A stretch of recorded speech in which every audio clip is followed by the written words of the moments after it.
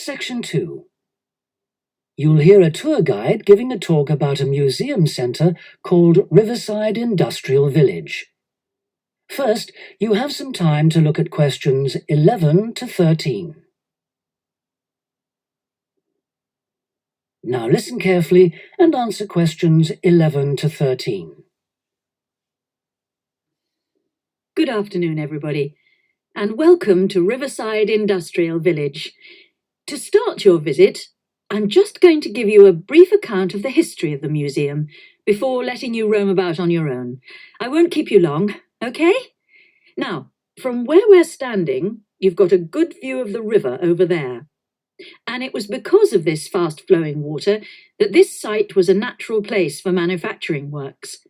The water and the availability of raw materials in the area like minerals and iron ore, and also the abundance of local fuels like coal and firewood, all made this site suitable for industry from a very early time.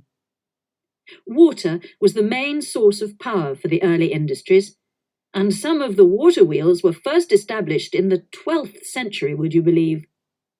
At that time, local craftsmen first built an iron forge just behind the village here on the bend in the river.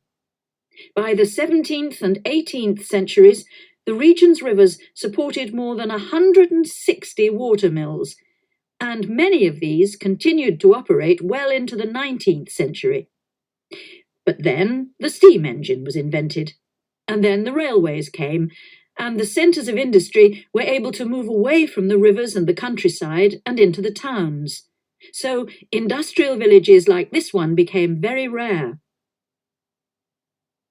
So, that's the history for you. If you'd like any more information, you can ask me some questions, or you can read further in our excellent guidebook. Before you hear the rest of the talk, you have some time to look at questions 14 to 20.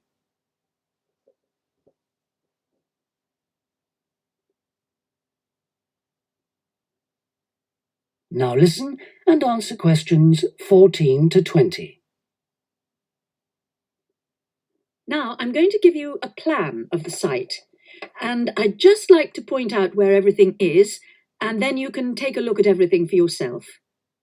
I've already pointed out the river, which is on the left, and of course, running along the bottom is Woodside Road. Got it?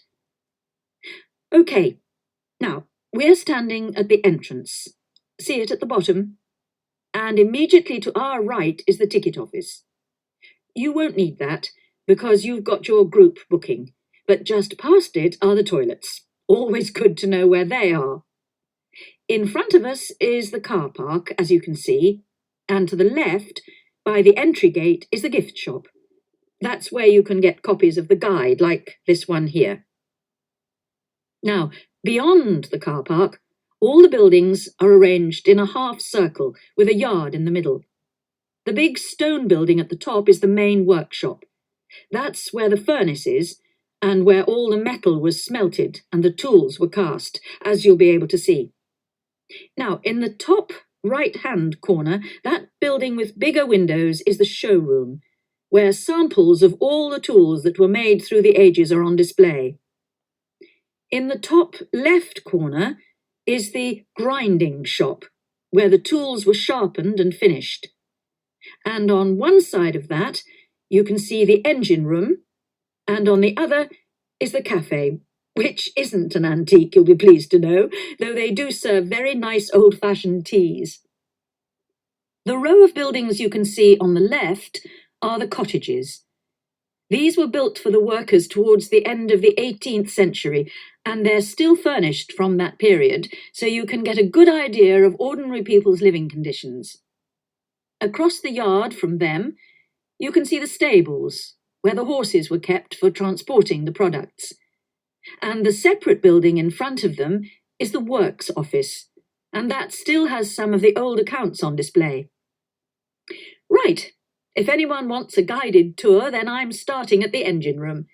If you'd like to come along this way, please, ladies and gentlemen. That is the end of section 2. You now have half a minute to check your answers.